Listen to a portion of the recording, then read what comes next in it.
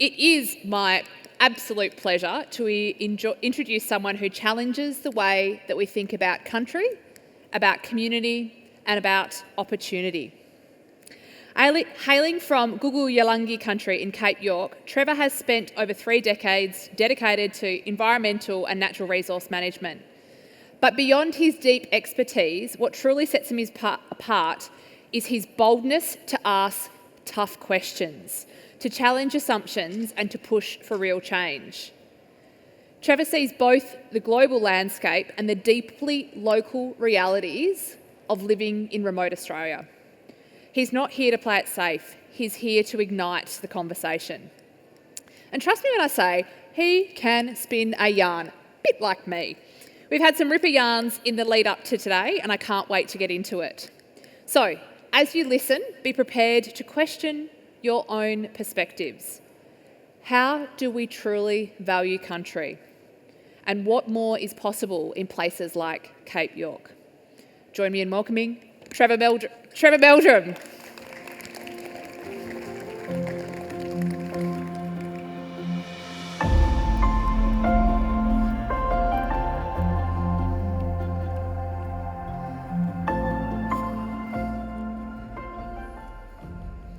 Brilliant. Now, before we get underway, I want to say something out loud that's going to set us up for a real and raw conversation. And now this is as much for me as it is for Trevor, as it is for all you out in the audience.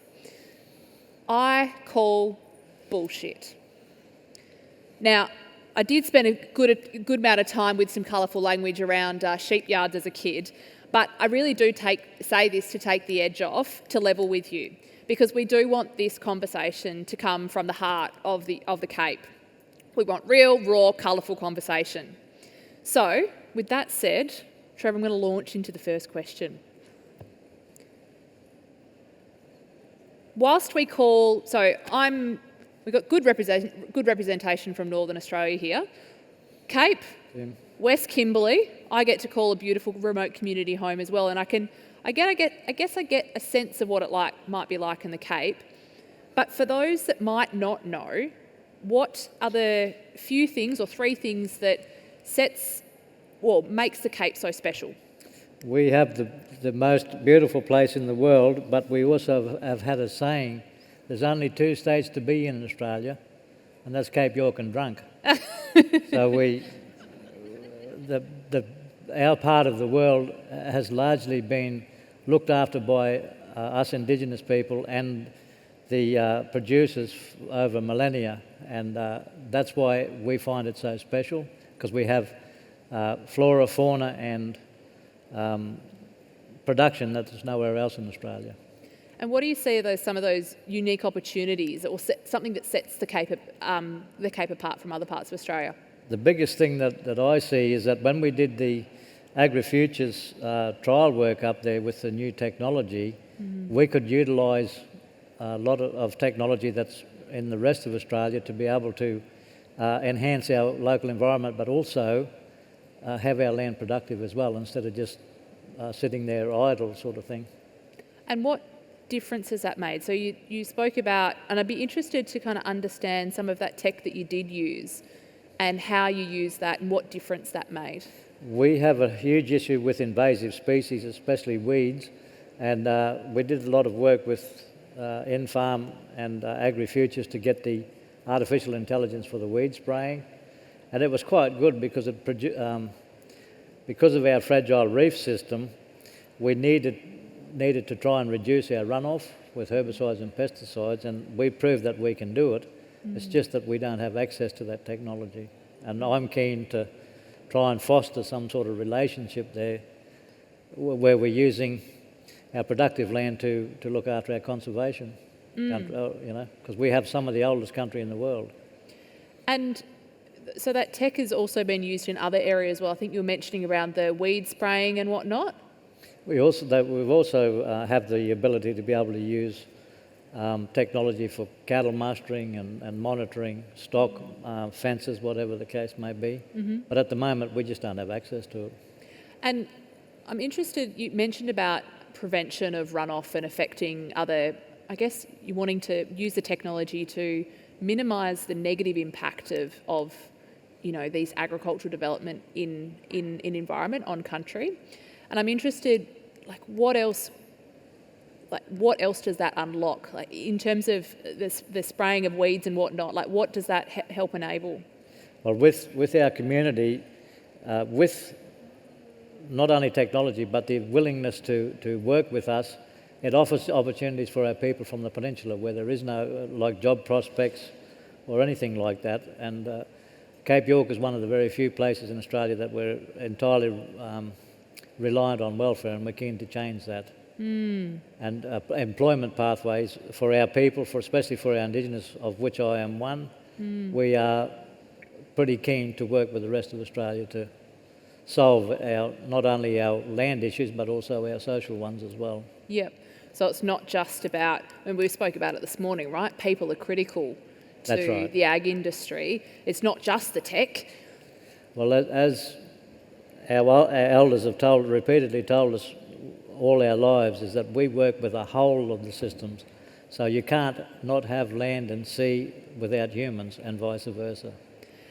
So talking then about land and sea, and mentioned before about connection to place and connection to country, how do you see that this new tech that we're bringing in, white fell away? So what they call white man magic. White man magic, like our headsets, right? So how do you see that tying in with, mob's way of doing things, or I don't know if the right words to use is traditional knowledge? A lot of our younger people, not so much me because I'm a dinosaur, but a lot of our younger ones have grown up with technology and with the modern way of doing things, but they are still tutored to a large extent by their elders, and we've already proved that we can use our ancient cultural knowledge to be able to complement or actually instruct the newer way with technology. Computers and listening to our ancestors, talking to our ancestors, can be used hand in hand if it is done properly. Yep. And, as someone who's spent a lot of time, certainly in communities I lived in Papua New Guinea and now in the East Kimberley, that knowing or that connection people have to place or to the environment, for mob, for other people, is it's part of your DNA. And you can read country, and I yarn with a lot of farmers, they'll know how to read country, not dissimilar to, I think, sometimes how mob reads, but sometimes the technology does a better job in picking up some of those, or not a better job, but a different job of picking up things. It does a different way of things, not necessarily better. Yeah. And that's where you can use ancient knowledge of reading country with the new way of reading country, and you get a far better output. Yep. Than what you would have had with one fighting against the other. And that's interesting, right? So it's actually used in synergy. That's not right. one better than the other. No, that's right. Yep. And I think you shared a yarn with me previously, and I think the fellow, I can't recall his name, was featured in the video. Peter Irwin, yeah. Yeah. He's an Indigenous producer, and he produces cattle. And when we first decided to do the AI stuff, he said, yeah, we'll use a paddock out at with the cattle and whatever. And so Alex and myself and that, we set it up, and of course he couldn't help himself. He just said, there's no way that machine's going to beat us. So we did the trials on about an acre and a half, I think it was, or close to, and Peter said, well, it missed 3/4 of whatever, and I couldn't help myself. I said, well, let's wait for a few days and see what actually happened. But while we were standing there, the machine started spraying. The first thing Peter said to Alex was, that machine's broken. But what it had picked up was a 4-inch weed that we hadn't seen. So the next day, Peter got his machine out and he went boom spraying. And when he finished, and then we went to collate the results, we could see what was dead in ours as to him, and he said, well, I'll be buggered. He said, it does actually work and gets what is targeted. He said, I missed a fair bit, and he said, and the most annoying part was that I got the crinked neck and you fellas didn't.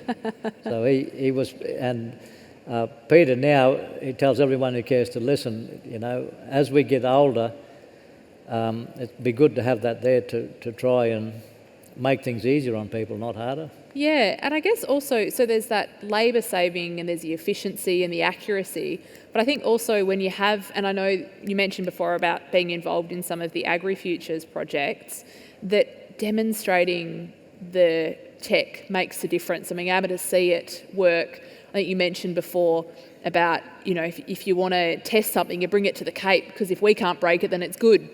Well, we proved that when we got the Lyra Robotics up. They set up, and one of the salesmen was there, and he said, "Oh, this is a top-of-the-range machine and very hardy." Well, we broke it within the first hour.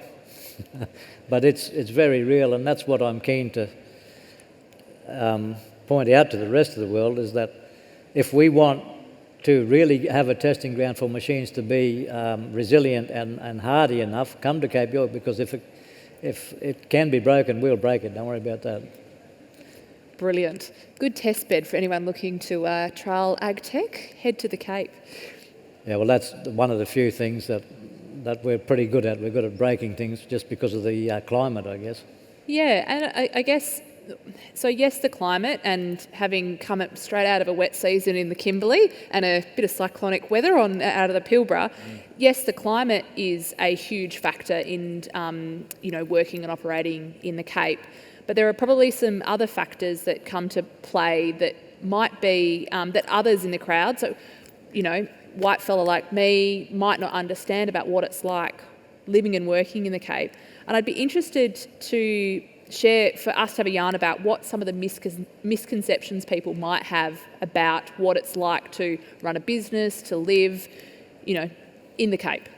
Well, we do have challenges like everywhere in Australia, but I think a lot of people further south think and have it in their minds that we only have a small population, but the majority of our population is Indigenous, and we're also pristine when we're not, and we're still dealing with 150 years of human impact, and that's sort of the perception is that, there's nothing in the Cape, when there actually is. And we have a diverse population. We have islanders, we have Torres Strait Islanders, we have mainland Aboriginals, and we have Europeans and so forth. It's a lot bigger than you think anyhow. And also, so setting a scene for what's there, but also some of like those misconceptions. I remember you mentioning that, you're like, well, it's too far up the road, you can't, there's no opportunity. And you'd mentioned around, well, actually, there's an opportunity for de-risking for businesses, because to your point about pristine, it's a great growing environment. So there could be opportunities for business to really look at it as a growing region. Well, the thing is too, is that I know they talk about it through government about diversifying your businesses. Well, we have a lot of crops that have a different growing window to the rest of Australia, and if people were trying to future-proof their businesses, well, come up to Cape York, because there are opportunities there for an income all year, not just certain parts of the year. And then I'd be interested, what's it like, again, for those that might not know, what it's like is there a distinction between whether it's a white fella business or a black fella business? Like, is there a distinction between that, or? Not really. We were one of the, well, we still are very fortunate in that we've never really had that separation, because we all have to live together. It's always been that way since I can remember anyway. What do you see some of the barriers for, maybe it's with ag tech adoption, or really capitalising on the opportunities of the Cape? The biggest thing for us is that there is it's true that there's a lack of investment, and it's because people, I think, are sometimes frightened to come and have a look.